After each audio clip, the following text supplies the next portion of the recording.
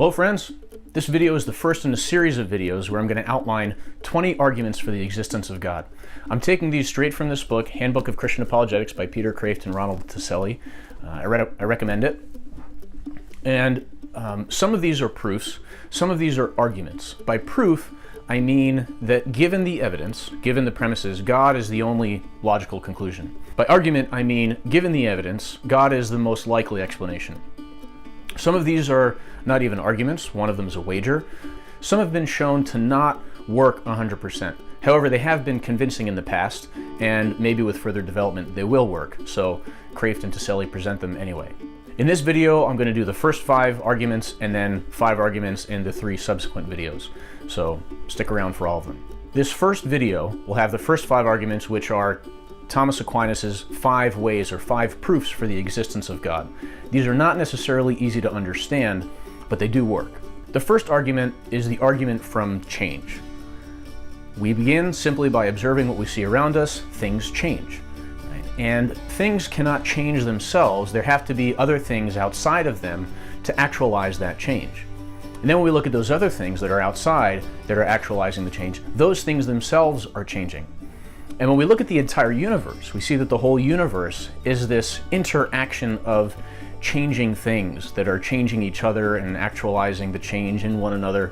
And even the whole universe itself is changing. And so if we follow the principle that things need something outside of themselves to actualize that change, then even the universe has to have something outside of it to actualize the changing universe.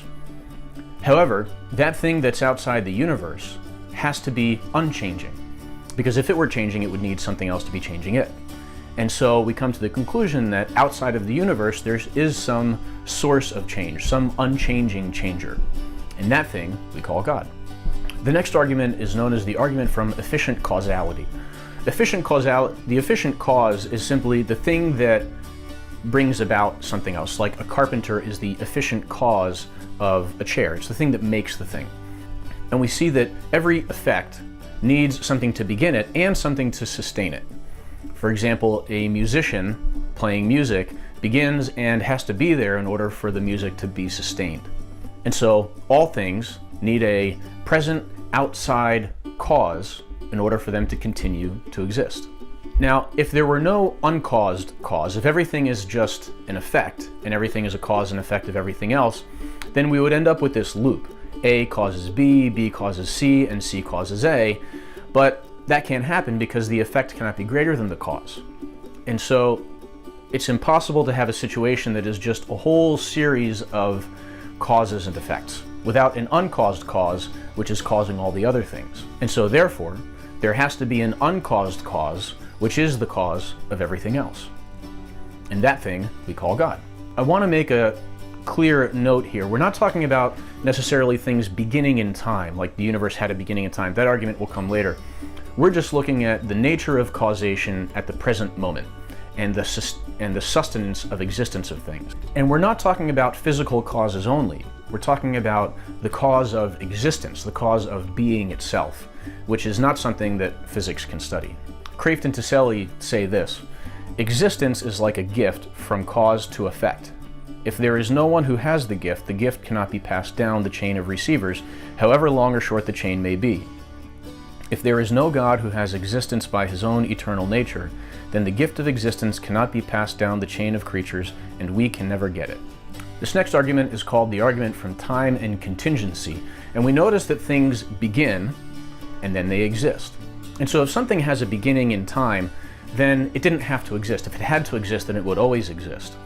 And so we see that all the things around us don't have to exist because things have a beginning and they exist for a while and then they have an end.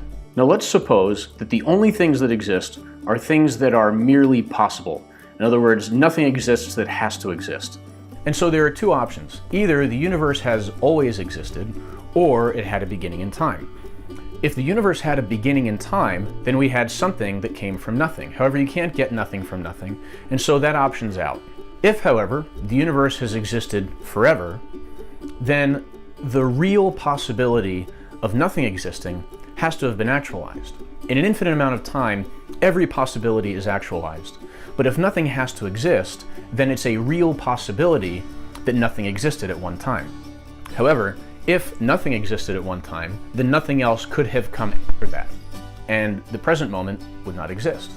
And so that option is out as well. That brings us back to this supposition that we started with, that maybe everything really is just possible. What if there is nothing that is a necessary thing? And we see that that option fails. And so there must be some necessary thing that can give existence to everything else that is merely possible. And that thing we call God. And we find this is a very important conclusion because it forms a lot of the theology and philosophy of God. This nature of God is that he has to exist. It is his very nature to exist. He's the source of existence. He is necessary existence. The fourth argument is the argument from the degrees of perfection. And we notice, for example, things that are hot, like the planets, right? The closer they are to the sun, the closer planets are to the sun, the hotter they are. And if everything else was equal, their hotness would depend only on their proximity to the sun. And so the closer they are to the sun, the hotter they are. Now we find, as we look around, that we see these degrees of perfection. And we understand that it is better to have more being than less being. Right? It's better to have more intelligent being than less intelligent being.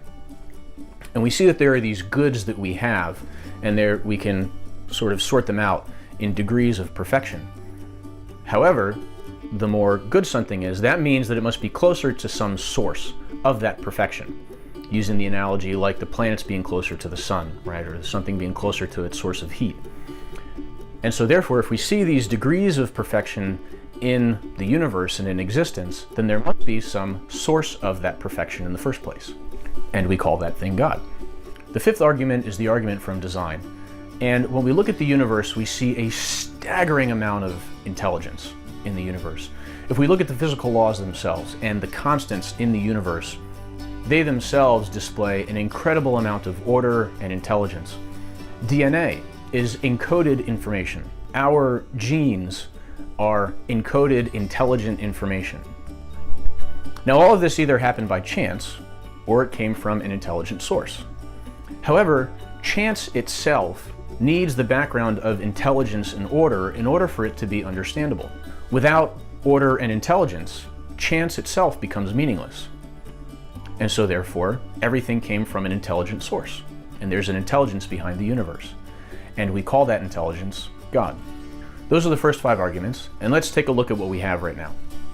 We have an unchanging cause of change, an uncaused cause, necessary existence, and this one's in bold with stars next to it because it's extremely important and forms the basis really for every other idea of God that we have. This thing has perfect being, and it is the very source of intelligence. So thanks for watching. I hope you watch the other videos when I put them up. If they're already up, you can go watch them now. Please subscribe and share with your friends.